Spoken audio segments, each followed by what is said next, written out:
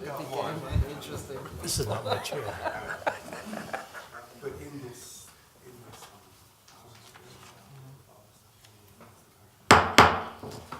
Good evening, everyone, and welcome to the November 27th, 2017 Salisbury Legislative Session. At this time, I would like to ask everyone if they would please silence any electronic devices that you might have. If during the meeting an emergency arises, please exit the room, make a right-hand turn and go down the stairs. If that exit for some reason is blocked, please exit the room, make a left and then a right and down the stairs. Should you need assistance, we'd be glad to provide it to you. Please do not use the elevators in case of an emergency. At this time, I'd like to invite Reverend Chris LaBarge, from the pastor of St. Francis de Sales Church, for our invocation.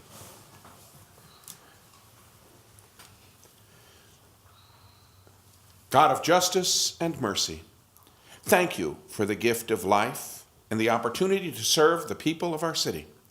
Help us to act with character and conviction. Help us to listen with understanding and goodwill. Help us to speak with charity and restraint. Give us a spirit of service. Remind us that we are stewards of your authority. Guide us to be the leaders your people need. Help us see the humanity and dignity of those who disagree with us, and to treat all persons, no matter how weak or poor, with the reverence your creation deserves. And finally, Almighty God, renew us with the strength of your presence and the joy of helping to build a community worthy of the human person. We ask this as your sons and daughters, confident in your goodness and love. Amen. Amen. Thank you, Reverend Chris. Please stand now and join me in the pledge to the flag. I pledge Allegiance to the flag of the United States of America and to the republic for which it stands, one nation, under God, indivisible, with liberty and justice for all. Thank you.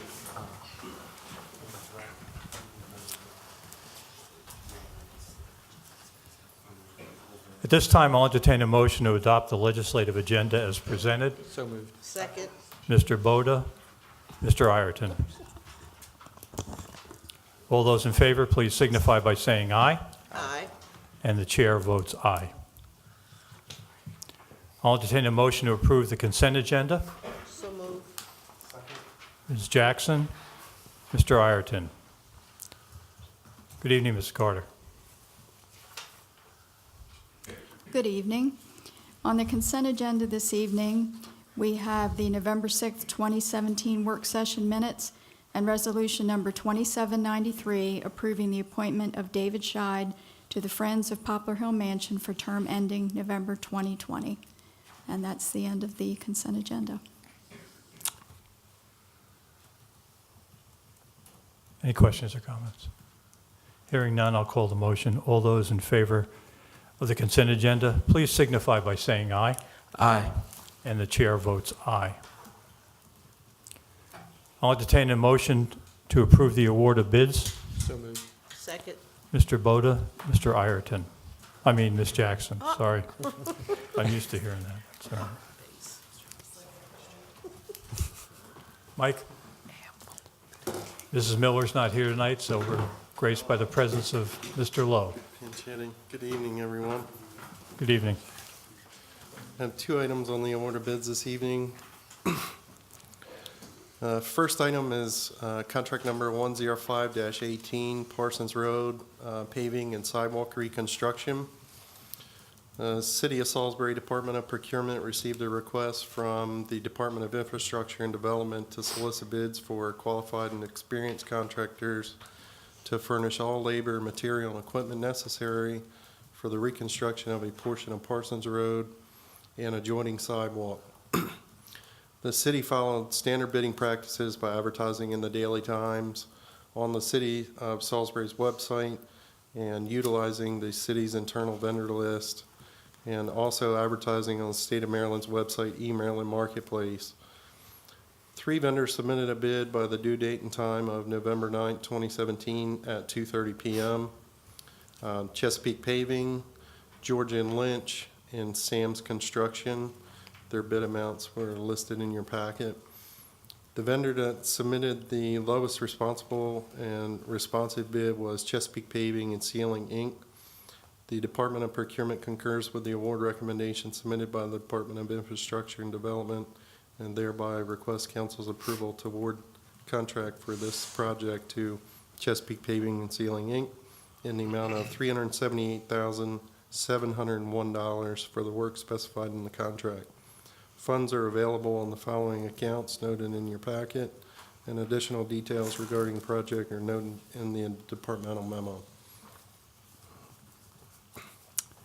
Any questions or comments? Yeah, there's a significant difference between the bids. What, were the other two higher bids, were they gonna be subcontracting out, or? No, from what I understand, Chesapeake Paving's very local. Are they based out of Salisbury or Parsonsburg area? Georgia and Lynch has to mobilize from Dover, and Sam's Construction would be mobilizing from, I believe, like Bel Air area, Maryland. It's across the bridge, don't quote me on Bel Air, but mobilization was a big factor in getting them down here working, so. Okay, thank you. Thank you. That was one of my questions. Good. Yeah. All right. Okay, Mike. And the next item in the order bids is contract number RFP 03-18, the EMS billing services. The City of Salisbury Department of Procurement received a request from the Salisbury Fire Department to solicit proposals for EMS billing services. This solicitation sought responses from qualified and experienced firms currently licensed in the state of Maryland for the administration, processing, and collection of fees for basic life support and advanced life support services rendered to citizens and visitors of Salisbury, Maryland by the City of Salisbury Emergency Medical Services Department.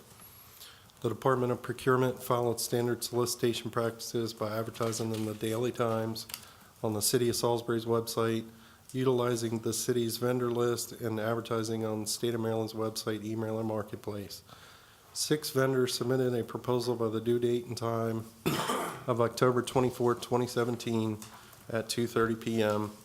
3 of the 6 vendors were determined to be responsive and responsible, and their proposals were evaluated according to the criteria specified in the solicitation document and ranked on a scale of 0 unacceptable to 4 superior. The scoring for the 3 vendors that were scored is shown in your packet. The vendors that submitted and were scored were LifeQuest Services, Delaware Medical Management Services, and Health Services Integration, Inc. The Department of Procurement concurs with the award recommendation submitted by the Salisbury Fire Department, and thereby request council's approval to award a contract to LifeQuest Services, who will receive a flat fee percentage of 5.9% of the revenue of EMS billing. In 2016, the total billing revenue was $1,891,475.10 over an average of 9,524 calls for life support services. Questions or comments? I have 2.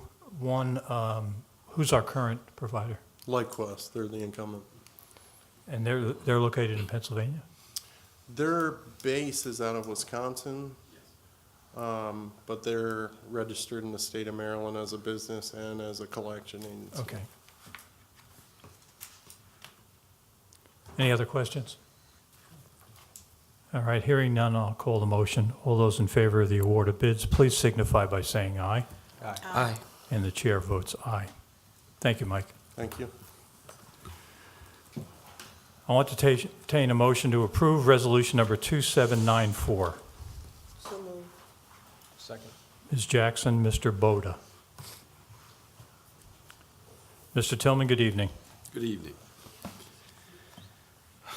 Resolution 2794, resolution of the City of Salisbury, Maryland, authorizing and empowering the City of Salisbury to issue and sell general obligation installment bond in the principal amount of $5,000,000 $724,853, subject to reduction as provided herein pursuant to the authority of Sections 19-301 to 19-309, inclusive of the local government article of the Annotated Code of Maryland, is replaced, supplemented, or amended. Sections SC 7-45 and SC 7-46 of the Charter of the City of Salisbury as replaced, supplemented, or amended, and ordinance number 2463 passed by the Council of the City of Salisbury on November 13th, 2017, and approved by the Mayor of the City on November 15th, 2017, and effective on November 15th, 2017.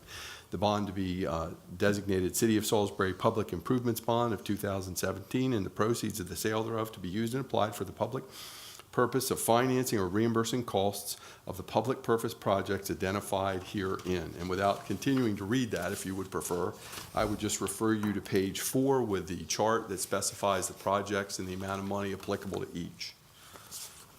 And I'll be happy to read on if you like. But No, that's I think okay. that covers it. I think we're okay. Okay, any questions or comments? All right, hearing none, I'll call the motion. All those in favor to approve motion, resolution number 2794, please signify by saying aye. Aye. And the chair votes aye. Before I go on, I have to apologize. Is David Scheid here? Is David? I want to recognize him and thank him for becoming a volunteer at the Poplar Hill Mansion. Appreciate it. Okay. Continuing. I'll entertain a motion to approve ordinance number 2467 for the second reading. So move. Ms. Jackson. Mr. Ireton.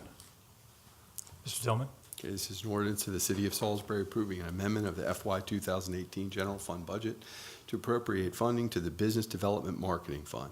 Whereas the city has sold $925.48 worth of merchandise at the newly created downtown Salisbury Visitor Center as of October 18th, 2017, and whereas the city would like to return those funds to the downtown Visitor Center marketing account on a regular basis to reinvest in merchandise to ensure that the Visitor Center has a healthy stock of merchandise. Now therefore be it ordained by the City Council of the City of Salisbury that the city's fiscal year 2018 general fund budget be hereby amended as follows, with increase in the general merchandise fund sold 0010010000434717 by $925.48, and an increase in the marketing account 11600-555512 by an equivalent amount. Any questions? Hearing none, I'll call the motion. All those in favor of ordinance number 2467 for the second reading, please signify by saying aye. Aye. And the chair votes aye. I'll entertain a motion to approve ordinance number 2468 for the second reading. So moved. Second. Mr. Boda, who was the second? I'm sorry. Mr. Rudisil. Okay, this is ordinance number 2468, an ordinance of the City of Salisbury to amend the language of Chapter 12.10, Snow and Ice Removal of the Salisbury Municipal Code to prohibit snow being moved into public streets. And just because this is the second reading, we've done this before, the code will be amended, and line 28 will be removing the words "from sidewalks" in that section. And this is adding subsection D to that section. No property owner, person, or commercial entity other than an employee of the City of Salisbury and an individual acting with the express written permission of the City of Salisbury shall plow, push, or dump any ice, snow, or debris onto a public street. And in addition, the fines previously for not removing your snow remain the same, but there is a new fine being added for pushing it into the street is now prohibited, which will be $250 for the initial offense and $500 for each subsequent offense. Okay, at this And time, I would just, Yeah, go ahead. that was the fines and the notice that are required are in amending sections 12.10.020 and 12.10.035. Those are the additional sections. okay. That's it. All right, this time we have a request for comment. So I'll entertain Mr. Riley Smith to come to the podium, and please keep your comments to the topic And you have 4 minutes, please.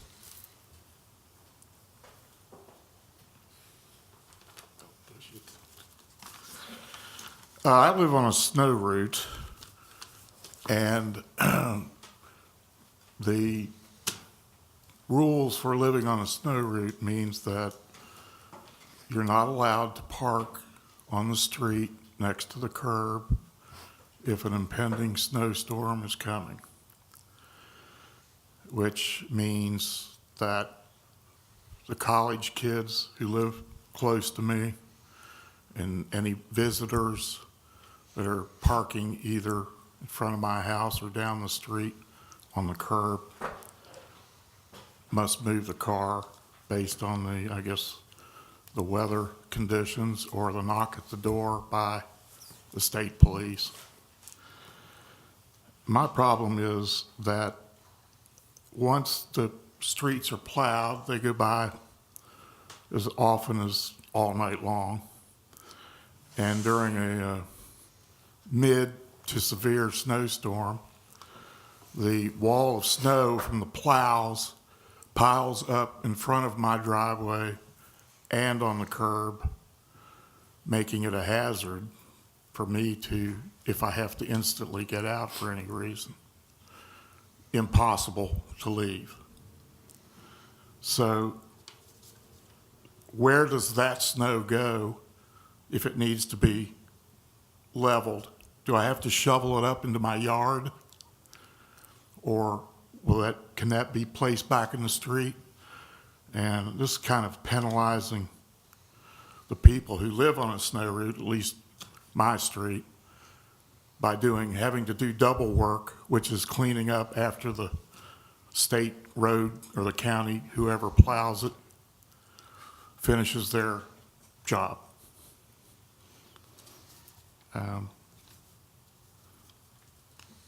Any questions? Mr. Mayor, do you have any? Yeah, so I can respond to this. The genesis of this piece of legislation is not snow that gets pushed to the edge of the street, and nor would it affect that, or snow that gets pushed in front of a driveway. Has nothing to do with that. The genesis of this is that we found over the last couple of years that commercial contractors have begun taking all of the snow that lands on large parking lots like Target, Acme, and others, pushing it directly out into highways and streets and making them completely impassable. So this wouldn't affect a property owner, throwing a couple shovel loads off their property into the street, nor would it affect any snow that ends up on the street or sidewalk in front of somebody's driveway as a result of plowing. However, those commercial contractors who are creating major hazards on roadways would be affected by this, and they will be cited. And fortunately, they all have a contract with the property owners that they plow for, so it will be easy to identify who did it. Thank you, Mr. Mayor. So in order to protect the citizens from interpretation by the bureaucrats writing the tickets, may I suggest? Hi, I'm the bureaucrat. What? Oh, I was thinking it was you, but Yeah. You're not a bureaucrat. You're an elected official. Oh, good. I'm glad to hear it. And I'm talking about compliance people, mainly. Yeah. I'm only making eyes over at the bureaucrat. My apologies, Chief. Not all bureaucrats, not the good ones. Sure. So I think again, this is not going to be enforced on, and it cannot be enforced on snow that is plowed up onto out of any street. It doesn't just have to be a snow route, but any street when it's pushed onto driveways, sidewalks. I mean, that remains the public right-of-way and has to be cleared at all times. So whether it gets tossed one way or the other. But again, the areas that, from an enforcement standpoint, that we'll be focused on will be those commercial contractors that push large piles of snow into lanes of travel. Thank you, Mr. So Mayor. from an enforcement standpoint, that's the only area that we'll be focused on. thank you, Mr. Mayor. Appreciate it. So my last question is there any way that the the wording of the law be, or the ordinance be more specific with regards to who is putting the problem on the street? I don't think it'd be necessary, and it's on the record right now, so I think we're fine. Thank you, Mr. Smith. Any further questions or comments? Hearing none, I'll call the motion. All those in favor of ordinance number 2468 for the second reading, please signify by saying aye. Aye. And the chair votes aye. I'll entertain a motion to approve ordinance number 2469 for the second reading. So moved. Second. Ms. Jackson, Mr. Ireton. Mr. Tillman. Okay, this is an ordinance of the City of Salisbury approving a budget amendment of the FY 2018 General Fund budget to appropriate insurance proceeds received in FY18 to aid in the purchase of a new vehicle for the police fleet. Whereas the Salisbury Police Animal Control Unit, AC2, a 2009 Ford F-150 King Cab, was involved in a motor vehicle accident and deemed a total loss, and whereas the animal control vehicle AC2 is valued at $11,650, and the insurance payout to the city was $10,650 after deductible, and whereas the Salisbury Police Department is requesting the insurance adjustment for vehicle AC2 in the amount of $10,650 be placed in the Salisbury Police Department Services Vehicle account. And whereas the replacement of the animal control vehicle will allow the Salisbury Police Department to maintain a sufficient number of animal control vehicles to effectively patrol all areas of the city. And whereas the Salisbury Police Department will utilize the funds from the insurance adjustment along with other surplus funds to purchase a new animal control vehicle. Now therefore be it ordained by the City Council of the City of Salisbury, Maryland, the city's fiscal year 2018 general fund budget is hereby amended as follows. Increase in proceeds 01000456935 by $10,650 and increase the police department budget account by an equivalent amount. Any questions? Hearing none, I'll call the motion. All those in favor of ordinance number 2469 for the second reading, please signify by saying aye. Aye. Aye. The chair votes aye. I'll entertain a motion to approve ordinance number 2470 for the second reading. So moved. Second. Ms. Jackson, Mr. Boda. Okay, this 2470 is an ordinance of the City of Salisbury amending Chapter 15.24 Housing Standards, Article 10, Means of Appeal, and Article 6 of Chapter 17.12 Board of Zoning Appeals to allow for a request for waiver of appeal fees.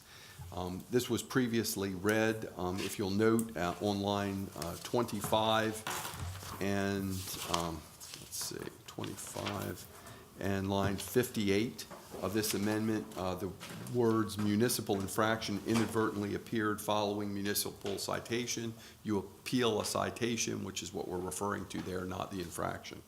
And with that change, this would establish a process where the boards that hear these appeals would be able to waive the fees for people who met the standards set forth in the code. Any questions or comments? Hearing none, I'll call the motion. All those in favor of ordinance number 2470 for the second reading, please signify by saying aye. Aye. Aye. And the chair votes aye. Thank you, Mr. Tillman. Thank you. Ms. Carter, do we have any additional requests for comment? No, sir, we don't. Okay. Since there are no additional comments, this meeting is now adjourned. Thank you, everyone. Have a good night.